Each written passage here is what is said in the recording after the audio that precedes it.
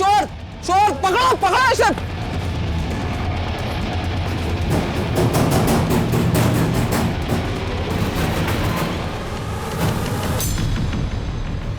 भागो भागो तुम लोग यहाँ से, जल्दी यहाँ से, जल्दी भागो भागो यहाँ से, जाओ यहाँ से, जल्दी जाओ यहाँ से, जल्दी जाओ।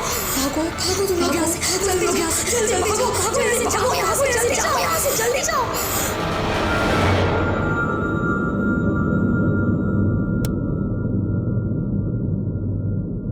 अम्मा बस हुआ अभी, अब हमसे और ना हो पाएगा। तुम जबरन सारी जिम्मेदारी हमारे ऊपर डाल दी हो। कभी हमारे बारे में भी तो सोचो। अभी पढ़ाई तक पूरी नहीं कर पाए, 27 के हो गए लेकिन शादी के बारे में सोच तक नहीं सकते। बस पैसा छापने की मशीन बन के रह गए। अम्मा मनीष बच्चा नहीं रहा अभी, उसकी उम्र में हम सारे घर का जिम्मेदारी उठा लिए थे। अब हमसे उस निकम्मे की जिम्मेदारी नहीं उठाई जाती। पंकज बेटा, हम तुम्हारा तकलीफ समझ रहे हैं, पर तुम भी पुरानी बातों को भूलने का कोशिश करो बेटा। और हम कहाँ तुमको शादी के लिए मना कर रहे हैं, तुम्हारे अलावा उसका कौन है? अम्मा ये सब ज्ञान तुम उस निकम्मे को काहे नहीं देती हो, हमें समझाती रहती हो। अम्मा बस फोन रखिए अभी, हम बाद में फोन करते हैं आपको। अब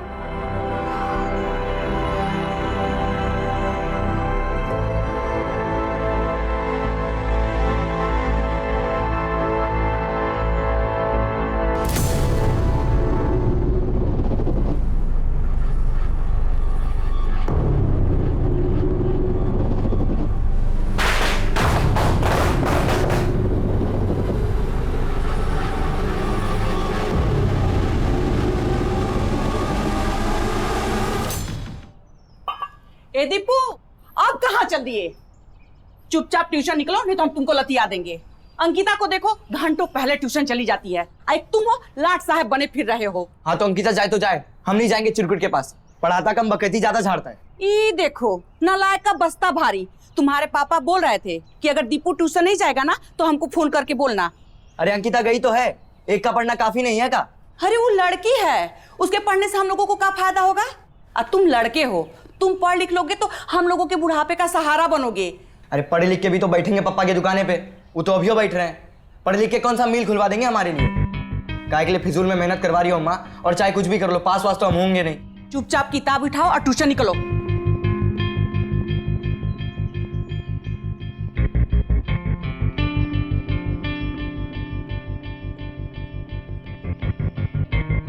किशोर, किताब का देख रहे हो? ट्यूशन जाओ ना, लेट हो रहा है। कहाँ लेट हो रहा है? 4:30 ही तो बजे, निकल ही रहे थे।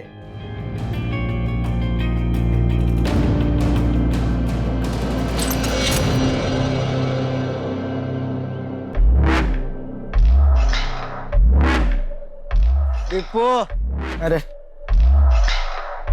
सर ने जो चैप्टर 4 का होमवर्क दिए थे, कर लिए तुम? अबे कैसे करते, हमारे बुक में चैप्टर बोर्ड तो है ही नहीं।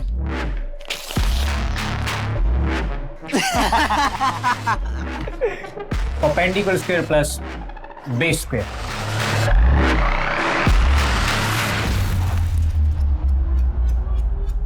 वो लड़की का नंबर है का तुम्हारे? हमारे पास कहाँ, तो मांग लेना। नहीं। ये देखो, लंपट लोग बाहर ही मिल गए। हाँ? कोई लड़की वड़की फंसाए हो या किताब हाथ में ले ली बस चक्कर ही काट रहे हो? अरे कहाँ मनीष भैया, सब फालतू है यहाँ पे। जब देखो किताब में घुसी रहती हैं, घास भी नहीं डालती। वो नहीं, तुम दोनों फालतू। अरे एकदम यूजलेस थे। अरे एक लड़की नहीं फंसाया जाता तुमसे। हट, वरना हमारा मार्केट भी खराब कर दोगे।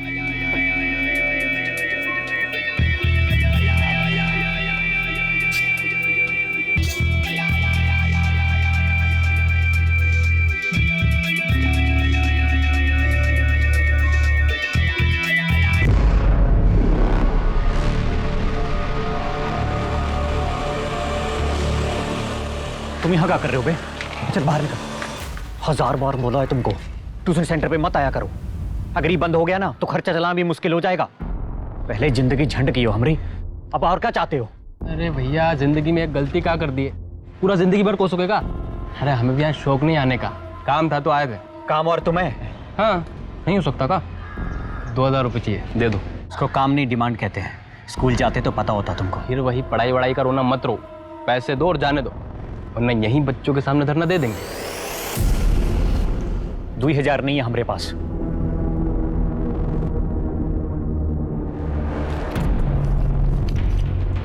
हाथ सो बस। कैसा भाई हो यार तुम? और तुमको भाई कहने में शर्म आता है? इतना पढ़ लिख के भी भिखारी तुम। चुप करके निकलो यहाँ से। अभी कॉम्प्रोमाइज कर रहे हैं, अगली बार नहीं करेंगे। सुना नहीं?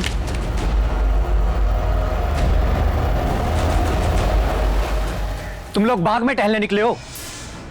हाँ, क्लास में नहीं आओगे। आज बताते हैं तुमको आतिशबाजी किसको कहते हैं। अगर रॉकेट बना के नहीं उड़ाया ना तो कहना। सर, रॉकेट बनाने से पहले जरा सोच लीजिएगा, कहीं रॉकेट के साथ साथ घर का खर्चा भी ना उड़ जाए।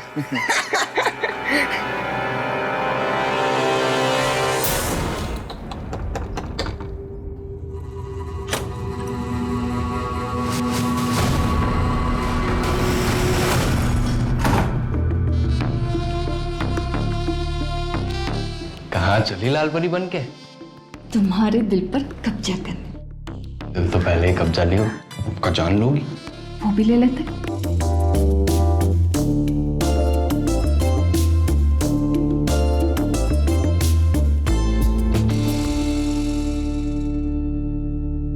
दीपू, किशोर, तुम दोनों को जो चैप्टर 4 का होमवर्क दिए थे वो निकालो।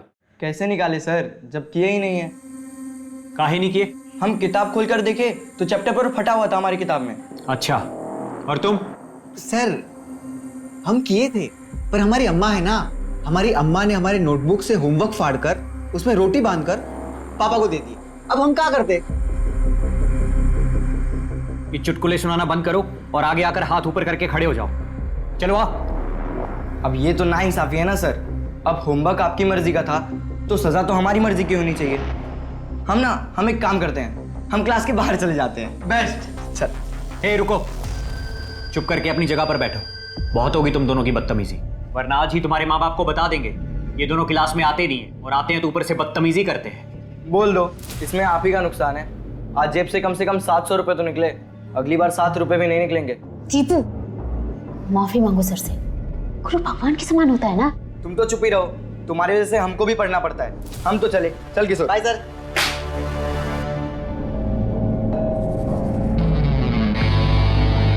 अब ये खतरनाक खेल हमको बंद करना पड़ेगा। बहुत जोखिम है इसमें। अरे मरे भोले बलम, वो मजा ही क्या जिसमें जोखिम ना हो। अच्छा, और ये मजा किसी दिन सजा ना बन जाए। अरे दिन भर हमारी आंखों के सामने रहती हो तुम, काम धाम पे तो मन लगता नहीं हमारा। भैया को पैसे की जरूरत, कहाँ से ला के दे? हम तो अपना फोन तक रिचार्ज नहीं करा पाते। कल कितना दिल करा था तुमसे बात करने का, क्या करें? रुको जरा। अरे क्या कर रही हो तुम? हमें नहीं चाहिए। अभी इतना ही है, बाकी जुगाड़ बाद में करती हूँ।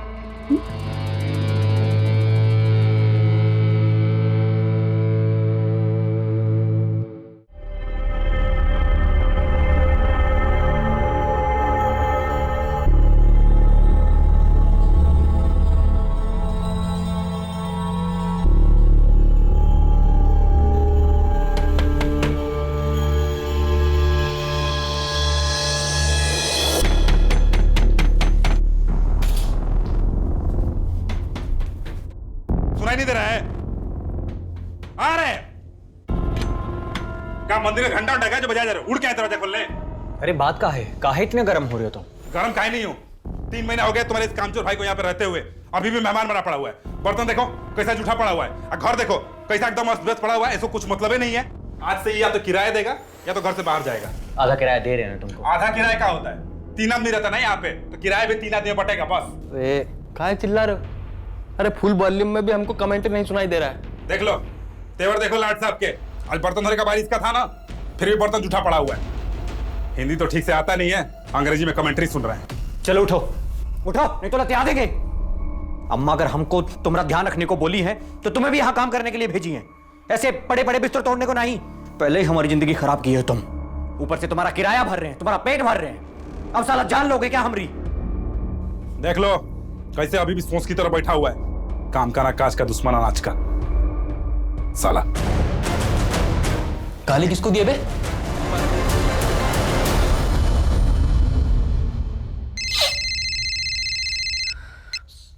हेलो पंकज बेटा, कैसे हो?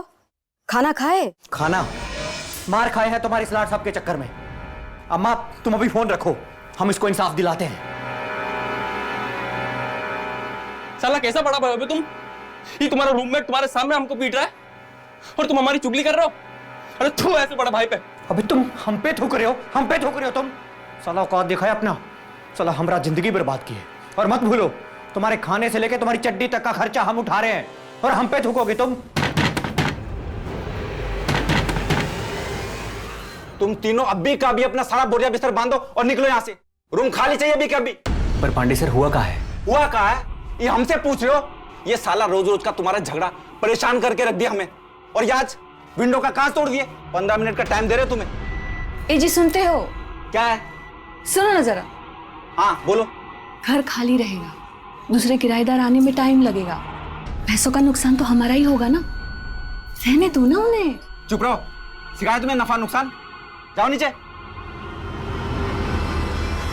5 मिनट हो गया है, 10 मिनट में चाबी हाथ में चाहिए, 1 मिनट भी ऊपर नहीं, समझे?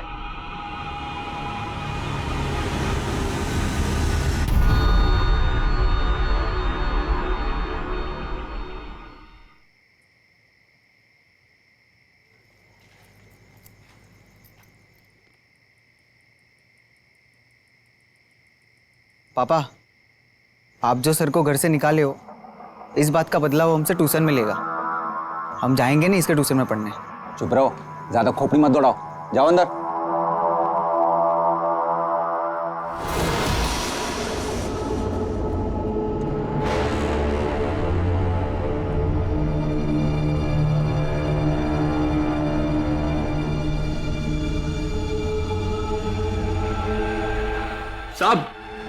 साहब हमारा बड़ा भाई पंकज 2 दिन हुआ साहब गायब है। बैठो। क्या हुआ? साहब उसका फोन भी बंद आ रहा है, हम सब जगह खोजे, वो कहीं नहीं मिल रहा। अम्मा को भी फोन किए बलिया, वहां भी नहीं गया साहब 2 दिन हो गया, पता नहीं कहाँ गायब है। और घर से सामान लेकर भी नहीं निकला। सामान लेकर नहीं निकला मतलब? तुमको बताया नहीं कहाँ जा रहा है? बताया तो नहीं साहब, अगर वो बताता तो हम उसको खोजते ना।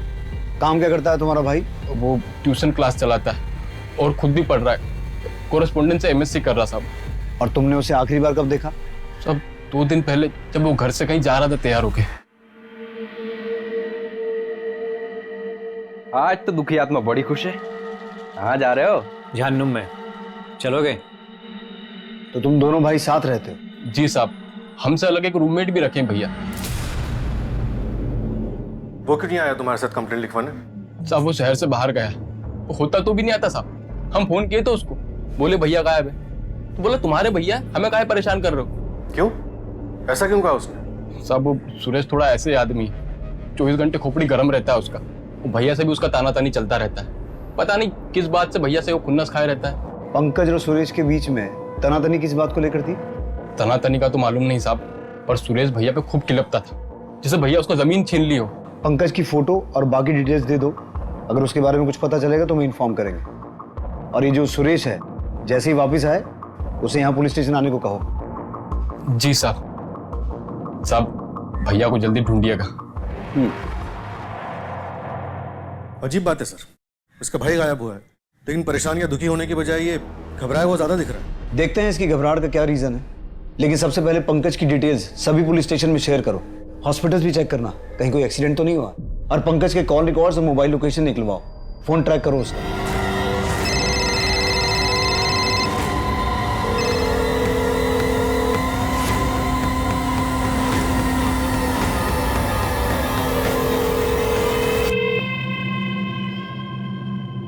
हाँ अम्मा, अरे अम्मा हम गए थे पुलिस स्टेशन। अम्मा जरा 1 मिनट रुकोगी?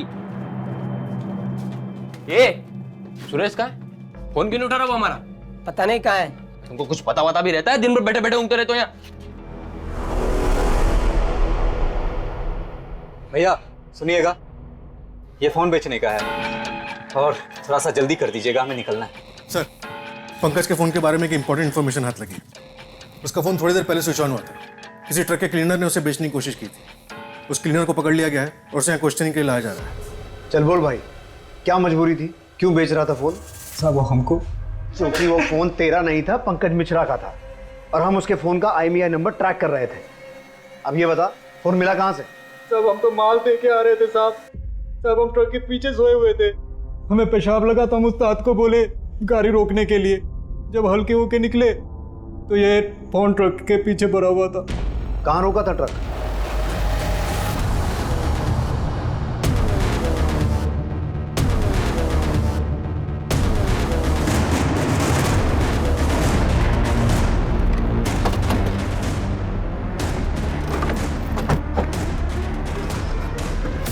साहब, उस्ताद ने गाड़ी यहाँ रोकी थी और मैं पेशाब करने उधर गया था। इसका मतलब है टेम्पो में फ़ोन इस तरफ से फेंका गया होगा, क्योंकि अगर कोई उस तरफ से आता तो ये उसे देख लेता। ये पूरा एरिया चेक करो, अगर ये सच बोल रहा है तो यहाँ कुछ मिलना चाहिए।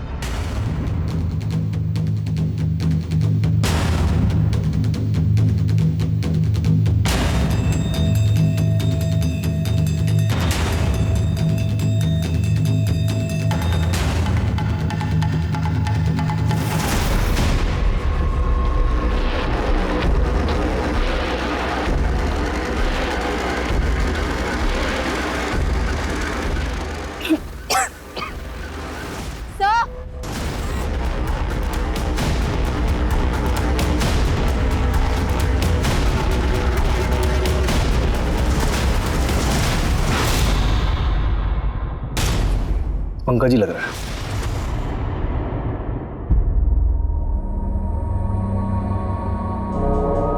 अम्मा, अम्मा भैया को किसी ने मार दिया। आप बता सकते हैं इसका मर्डर कब हुआ होगा?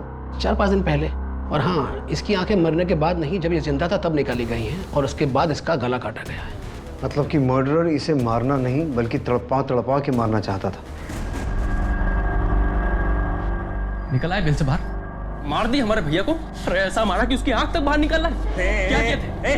ज्यादा बौराव मत समझे, अपना कदम काट हमारे ऊपर मत डालो, हम यहाँ पे थे ही नहीं। छोड़ जाओ अपना।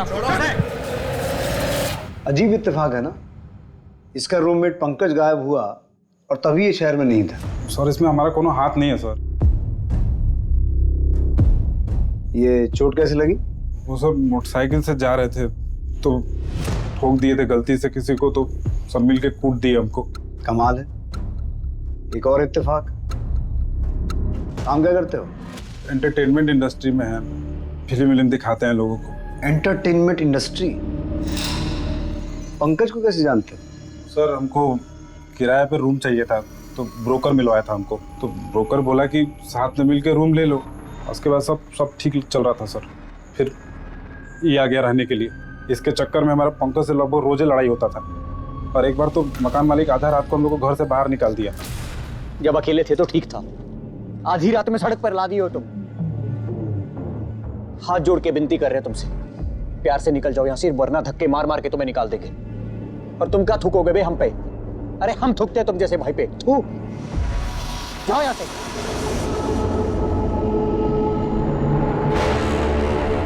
और तुम ये चाहते हो कि हम तुम्हारी कहानी पे विश्वास कर लें? तुम्हारी पंकज से कोई दुश्मनी नहीं थी, तुम कुछ छुपा नहीं रहे हो, तुम्हारा शहर से बाहर होना, ये चोट वोट लगना सब सच है ना? हाँ सर, हम सब सच बोल रहे हैं सर। सर ये सुरेश झूठ बोल रहा है। पंकज उसका रूममेट था, उसे इतनी बुरी तरह से मारा गया, जीते जी उसकी आंखें निकाली गई और ये सब पता होने के बाद भी उसके चेहरे पे कोई अफसोस तक नहीं दिखा। सर इस सुरेश ने पंकज को मारा है और सुरेश के चोटों के निशान किसी बाइक के एक्सीडेंट की वजह से नहीं है। मर्डर करते वक्त पंकज ने जो खुद को बचाने की कोशिश की होगी, ये चोटें उसे तब लगी होंगी। लेकिन सौरभ ये भी याद रखो कि अगर सुरेश ने पंकज के साथ कोई दुश्मनी पाल भी रखी थी तो भी ये काम किसी एक आदमी का नहीं है। ऐसा क्या हुआ होगा सुरेश की लाइफ में जो पंकज को पता चल गया? और अगर अफसोस की बात करें तो अपने सगे भाई की बॉडी को इस हालत में देखकर मनीष की आंख से एक आंसू तक नहीं टपका, और आज सुरेश को देखकर इमोशन और गुस्सा दोनों आ गए, यहाँ तक कि उसने सुरेश का गिरेबान पकड़ लिया। सर हो सकता है ये इमोशन, ये गुस्सा हमें दिखाने के लिए हो। करेक्ट, अब तुम सही जा रहे हो। मनीष और सुरेश इन दोनों की कुंडली निकालो। सर, पंकज के कॉल रिकॉर्ड से तो कुछ खास मिला नहीं। फैमिली के अलावा उसे ज़्यादातर कॉल स्टूडेंट्स और उनके पेरेंट्स के आए। और हाँ, उसे लास्ट कॉल मुन्ना चौधरी के फ़ोन से किया गया था, जिसके बच्चे पंकज के ट्यूशन में पढ़ते हैं। हमें एक बार पंकज की ट्यूशन क्लासेस में पढ़ने वाले सभी बच्चों से बात करनी चाहिए। सौरभ, पायल, हमें पंकज के पुराने मकान मालिक से भी एक बार बात करनी होगी। ये पता लगाना होगा कि ऐसा क्या हुआ था जो रातों रात उसने इन्हें घर से निकाल दिया। अरे निकालते नहीं तो क्या करते? रोज रोज घर में लड़ाई झगड़ा तोड़ फोड़। उस दिन तो खिड़की का कांच तोड़ दिए, इतना परेशान किए कि किशोर के बाबा ने सुरेश से अपना बिजनेस बंद कर दिया। कान पकड़ लिए उसके बाद कि आज के बाद किसी बैचलर को अपना घर किराए पे नहीं देंगे। हाँ सर, ये नंबर तो हमारे नाम पर ही है, लेकिन हम इसका इस्तेमाल नहीं करते। हमारा बेटा दीपू इस्तेमाल करता है। हाँ सर, हम फ़ोन किए थे पंकज सर को ये जानने के लिए कि ट्यूशन का फीस कब जमा करना है। दीपू और किशोर पंकज सर को बहुत परेशान करते थे। रोज उनके चिल्लाने के, गुस्सा होने के बाद भी उनकी क्लास छोड़ के चले जाते थे। तो दोनों उल्टा सर को ही धमकी देते थे कि बता दीजिए आपकी आमदनी कम होगी। वो लोग इस बात का खूब फायदा उठाते थे कि सर को पैसे का जरूरत था ना। हाँ साहब, हम सुरेश के धंधे में पैसे लगाए थे। हमको तो लगता है कि पंकज भी धंधे में उसका पार्टनर था। एक दिन वो दोनों किराया देने आए थे, तब सुरेश ने हमको डील ऑफर किया था। अरे बहुत बढ़िया ऑफर दे रहे हैं आपको पांडे जी। इतना प्रॉफिट होगा कि किराया तो आपको चिल्लर लगेगा, छोटी लागत ज्यादा मुनाफा। अब बाकी तो आप पूरे गांव में फेमस हैं। प्रणाम सर। प्रणाम किशोर, होमवर्क कर लिए तुम? जी, वो तो ट्यूशन से आते ही कर लिए थे। अभी तो आगे की पढ़ाई कर रहे थे। टेस्ट रखेंगे अगले हफ्ते। रख लीजिए। हमें कौन सी देनी है? देखो, रिस्क लेने से हम डरते नहीं हैं, लेकिन पता तो चले कि धंधा कहाँ है। धंधा अंधा छोड़िए ना, आप बस नोट गिनने का तैयारी कीजिए। क्या है ना पांडे जी कि जब लक्ष्मी जी सामने से आती है तो ज्यादा पूछताछ नहीं करना चाहिए, लक्ष्मी जी नाराज हो जाती है। इतना बोल रहे हो तो चलो तुम्हारा भरोसा करके कुछ पैसा लगा देते हैं, फिर देखते हैं आगे क्या करना है। सुरेश ने बढ़िया मुनाफा कमा कर दिया। हमने तो अपने दोस्त मुन्ना चौधरी के पैसे भी इन्वेस्ट करवा दिए। फिर मुन्ना की बिटिया अंकिता से पता चला कि सुरेश का धंधा क्या है। बाबा, दीपू और किशोर खुद को बर्बाद कर रहे हैं। वो जो सुरेश है ना, वो इनके उम्र के बच्चों का भविष्य बिगाड़ रहा है। ये ट्यूशन छोड़ के उसके यहाँ गंदी पिक्चरें देखने जाते हैं।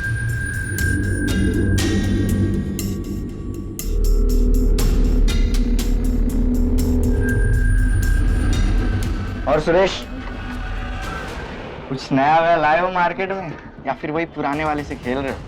बेटा आज खेल भी नया है और पैसा भी। मालो लाए हो कि नहीं? छुट्टे रखो सुरेश भैया, मजे करो। पढ़ाई लिखाई पे तो तुम्हारा दिमाग लगता नहीं, फालतू चीज में तुम्हारा दिमाग बहुत तेज चलता है। हमें पता चला कि सुरेश हमारे ही पैसे से हमारे बच्चे का जीवन बर्बाद करने का धंधा कर रहा है, तो हमने बिजनेस से हाथ खींच लिए और उसे घर से बाहर निकाल दिया।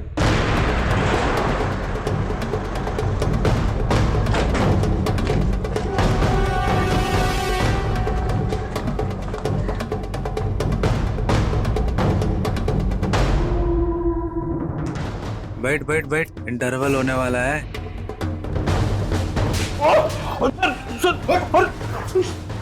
हमारी फिल्म बनाता नहीं तो सर बता रहे, सब बता रहे।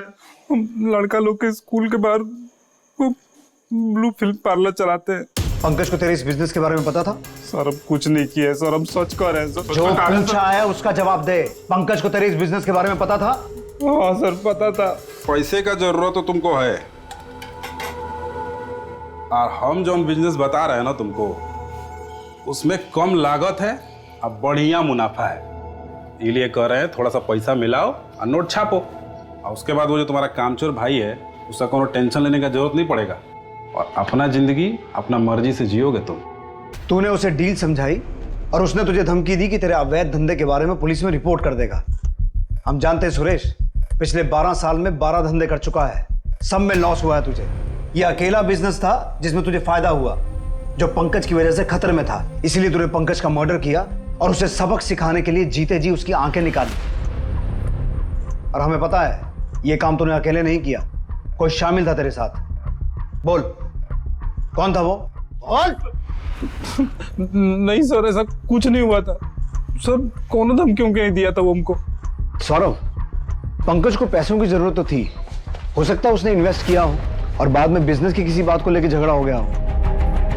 पंकज की बैंक डिटेल्स चेक करो, अगर प्रॉफिट हुआ होगा तो सामने आ जाएगा, और हो सकता है उससे पंकज के मर्डर का सच भी सामने आ जाए।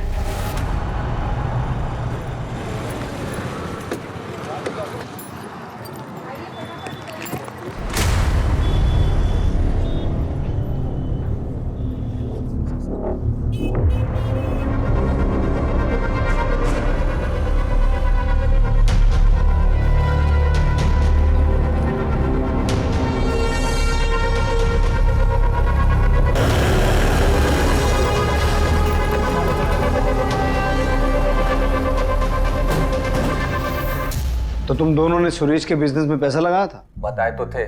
जब हमें पता चला कि सुरेश का धंधा कर रहा है तो हम धंधे से हाथ खींच लिए थे।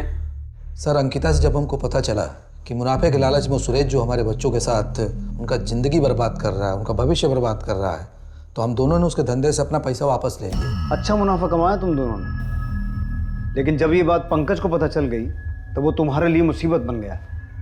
इसलिए तुम दोनों ने सुरेश के साथ मिलकर उसे रास्ते से हटा दिया। पर पंकज ऐसा क्या जानता था, क्या देखा उसने जो तुम लोगों ने उसकी आंखें निकाल ली, वो भी उसके जिंदा रहते? नहीं साहब, हम ऐसा कुछ नहीं किए। नहीं सर, ऐसा कुछ नहीं हुआ। हो सकता है कि ये लोग अपने लिए कोई खास फिल्म बना रहे हो और वो खास फिल्म बनाते हुए पंकज ने इन्हें देख लिया और इसीलिए इन लोगों ने पंकज की आंखें निकलवा ली। कहाँ चल रहा है? पुलिस वाले होंगे आप, हम भी कोई फालतू आदमी नहीं है। देखिए सर, बिना वजह हम लोग को उलझाइए मत, नहीं तो जो आपका वर्दी है ना वो खतरे में पड़ जाएगा। तो भी ठीक, अब जब वर्दी खतरे में पड़ ही जाएगा तो क्यों ना तुम लोगों को सबक ही सिखा दे।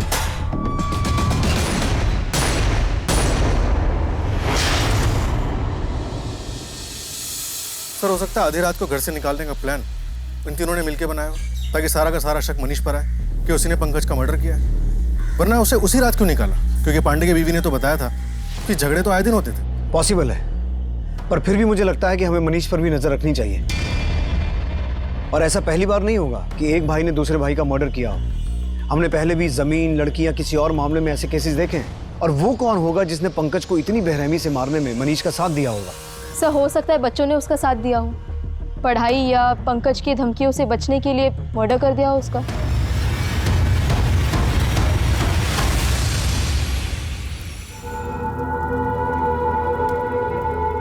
जहां एक तरफ पंकज के घर वाले पंकज की मौत का शोक मना रहे थे, वहीं दूसरी तरफ पंकज के कत्ल के संदिग्ध सुरेश झा, दीपक पांडे और मुन्ना चौधरी बेल पर पुलिस की रिमांड से बाहर आए। अम्मा, हम पक्का तो नहीं कह सकते, पर हमें लगता है हमें समझ आ रहा है पंकज सर के साथ क्या हुआ होगा। क्या बोले हो तुम? हमको जरा समझा। सब बताएंगे, बस एक बार हम पक्का कर ले कि हम जो सोच रहे हो वो सही है या नहीं। हम आते हैं। अरे किशोर, जा कहाँ रहे हो वो तो बता। हम आते हैं, रात के खाने तक लौट आएंगे।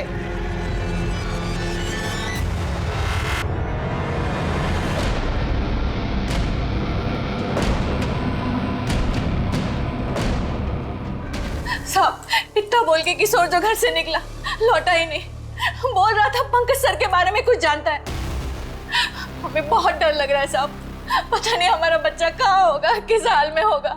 हमारे बच्चे को ढूंढ निकालिए साहब। देखिए, हम पूरी कोशिश करेंगे, जैसे कुछ पता चलेगा आपको इन्फॉर्म करेंगे। साहब, हमारे बच्चे को ढूंढ निकालिए, पता नहीं हमारा बच्चा कहाँ होगा। ये केस तो सॉल्व होने की बजाय उल्टा उलझता जा रहा है। पहले पंकज गायब होता है, उसका मर्डर होता है, फिर किशोर गायब होता है, जिसके पास पंकज के बारे में कुछ इन्फॉर्मेशन थी और जिसके बारे में हम सोच रहे थे कि वो पंकज के मर्डर में इन्वॉल्व हो सकता है। सर, मैंने इंक्वायरी की है। ये बात सच है कि किशोर और दीपू पंकज को परेशान करते थे, क्लास बंद करते थे, उसे धमकी देते थे, उसका मजाक उड़ाते थे। लेकिन मुझे नहीं लगता कि इस बात की वजह से वो उसका मर्डर कर सकते हैं। मुझे लगता है हमें पंकज की ट्यूशन क्लासेस के बच्चों से एक बार फिर बात करनी चाहिए। हो सकता है किशोर जो बात अपनी माँ को बताने वाला था वो ट्यूशन क्लासेस के किसी बच्चे को बताई हो। पंकज सर के लिए तो किशोर ने कभी कुछ नहीं कहा, लेकिन हाँ, इतना मालूम है कि वो अंकिता को बहुत पसंद करता है। खाली अंकिता को क्या मैडम, वो तो हम पे भी बहुत लाइन मारता है। देख, तुम्हारी भाभी। कौन कहेगा ये स्कूल के बच्चे। आज फिर बैठे हमें ताकने। कॉलेज से आते आते लेट काहे हो गया? तुम ज़्यादा उड़ो मत, अपने काम से काम रखो। अरे तुमको निहारना ही तो काम है हमारा। ट्यूशन भी हम तुम्हें देखने ही तो आते हैं, पर वो साला चिरकुट है ना, वो चिल्लाता बहुत है। इसलिए हम आइडिया लगाए कि अब से हम तुम्हारे कॉलेज के बाहर आएंगे तुम्हें देखने के लिए। हमारे छोटे भाई के दोस्त ना होते ना तो ऐसा थप्पड़ मारते ना कि यहीं फफल जाते। किशोर तुम्हारा बेस्ट फ्रेंड है ना? हाँ, एकदम जिगरी। फिर तो तुम्हारे जिगरी ने तुम्हें ये भी जरूर बताया होगा कि वो तुम्हारे पंकज सर के बारे में क्या जानता है। कुछ बताया तो नहीं, पर जिस दिन गायब हुआ उस दिन कुछ बताने आ तो रहा था, पर वो आया नहीं।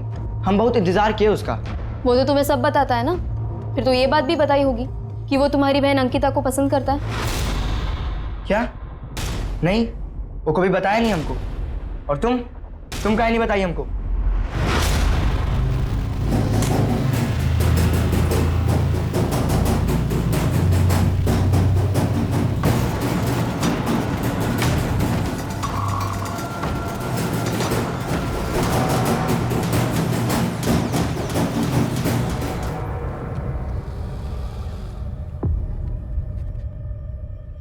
बस आया चोर, चोर पकड़ो, पकड़ो इसे,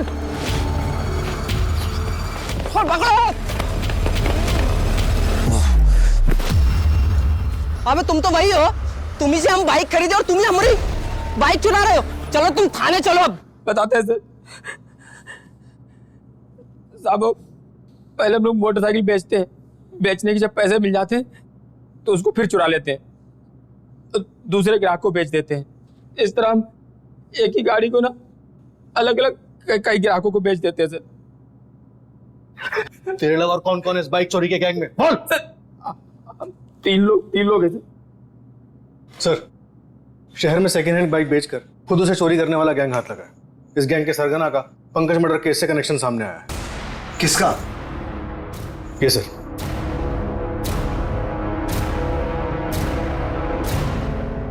साहब रुकिए तो, बताइए तो इसने किया क्या है? बाइक चुराता है ये, बाइक चोरी के गैंग से जुड़ा हुआ है। बर्बाद कर दिए है। अरे पंकज के पास भेजा था ताकि तू इंसान बन सके। अरे वो दिन रात मेहनत करता था कि किसी तरह तुम्हारे पाप धुल जाए। तुम्हारी गंदी हरकतों की वजह से वो फंसा। कौन सी गंदी हरकत? और पंकज किसके और कौन से पैसे चुका रहा था? कहा बताए, 2 साल पहले भी इसने एक कांड किया था। बाहर निकलो। अरे खुद से बाहर नहीं निकलेगी। दरवाजा खोल दो।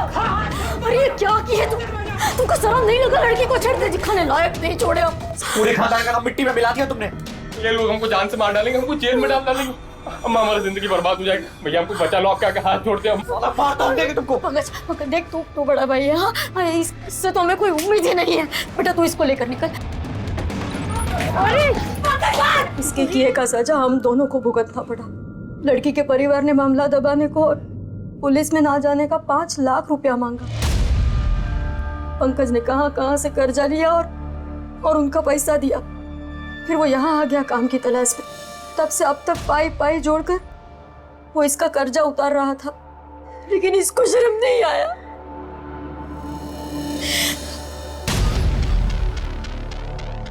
कहीं तो कुछ गलत नहीं किया ना हमारे पंकज के साथ? नहीं अम्मा, हम लाख बुरे सही, पंकज हमारा बड़ा भाई था।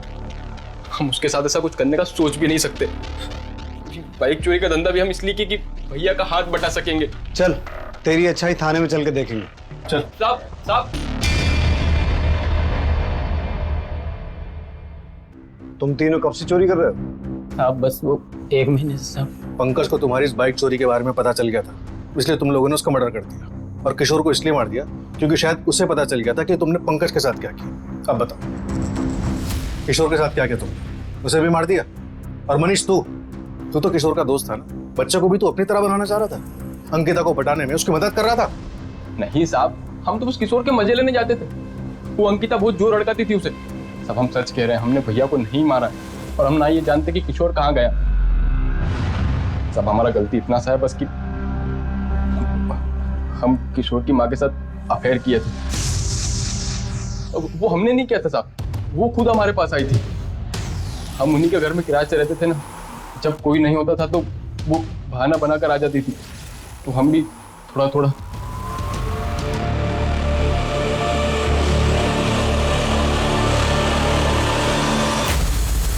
सर ये तो इस केस में नया ही एंगल जुड़ गया। सर क्या ऐसा हो सकता है कि पंकज के मर्डर और किशोर के गायब होने के पीछे मनीष और शालिनी का ही अफेयर रीजन हो? सौरभ हो भी सकता है और नहीं भी हो सकता है। मनीष हमें गुमराह करना चाहता हो, वरना अचानक सामने से आकर खुद अपने अफेयर की बात क्यों बताता? और अगर पांडे को उनके अफेयर की बात पता चल गई थी तो वो पंकज को इतने बुरे तरीके से मारने और अपने खुद के बेटे को गायब करवाने की बजाय मनीष और शालिनी को मारता। खैर इस एंगल को भी देखते हैं। तुम एक काम करो, पांडे की बीवी शालिनी को बुलाओ, देखते हैं क्या कहती है। सर हमने सबकी बैंक डिटेल्स चेक की है। एक हैरान कर देने वाली खबर सामने आई है। पंकज ने पहली बार ऑनलाइन शॉपिंग की है, वो भी पूरे 20,000 रुपए की। क्या? पता लगाओ क्या खरीदा उसने।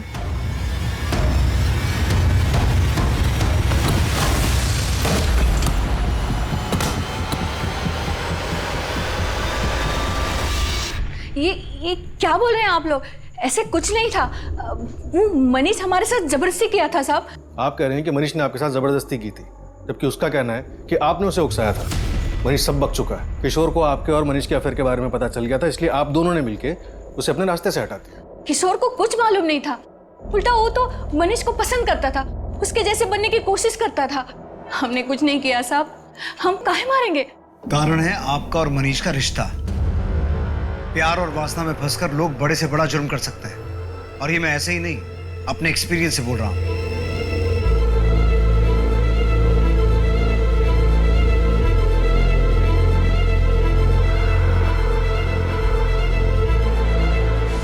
सर, पंकज ने ऑनलाइन कोई ज्वेलरी मंगाई है। क्या? उसकी माँ तो कह रही थी कि पंकज पाई पाई जोड़कर कर्जा उतार रहा था। शादी प्यार मोहब्बत इसके लिए ना तो टाइम था ना ही पैसा। डिलीवरी ट्रैक की?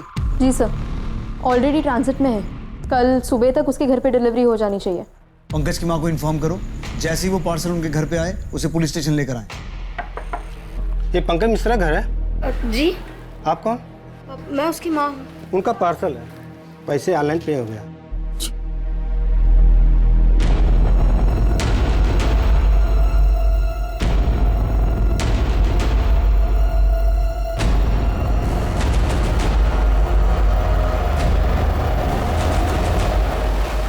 तो ये वजह थी पंकज के साथ वो दरिंदगी करने की, उसकी आंखें निकालने की।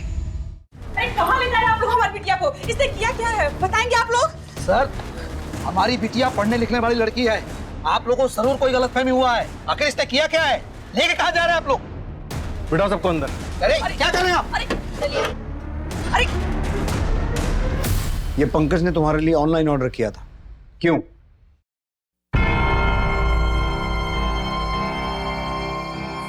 सर, हम दोनों एक दूसरे को बहुत प्यार करते थे। अगले हफ्ते हमारा बर्थडे है। हमारे बर्थडे पे सरप्राइज गिफ्ट देने के लिए खरीदे होंगे। वो हमको एक बार बोले भी थे कि हमारे लिए कुछ खास गिफ्ट खरीदे।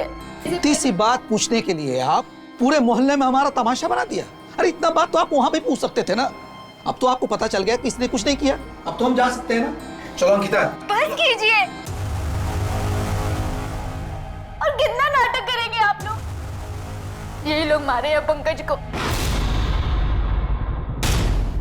ये तीनों मिलके मर्डर किए उनका। हम दोनों एक दूसरे को बहुत प्यार करते थे। हम कहीं मिल नहीं सकते थे, हम कहीं बात नहीं कर सकते थे। इसीलिए हम हर रोज 2 घंटे पहले ट्यूशन चले जाते थे, सबसे पहले।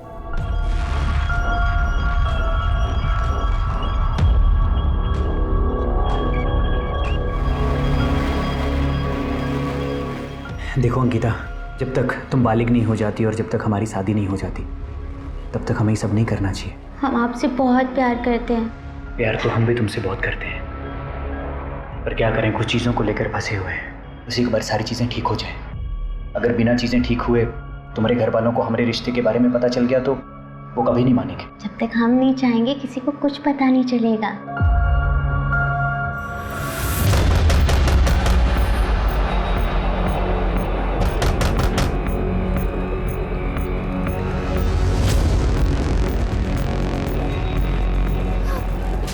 चुपचाप घर चल।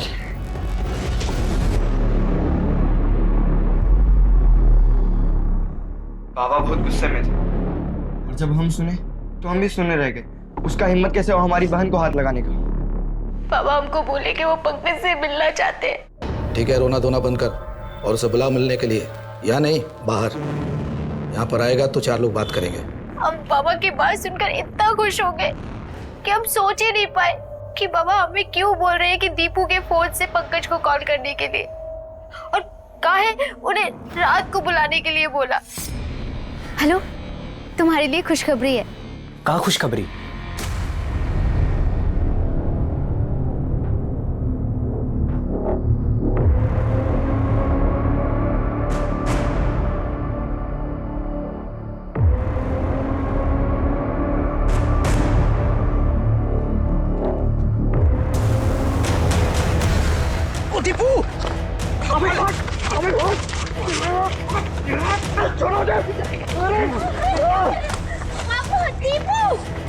किशोर के साथ क्या हुआ?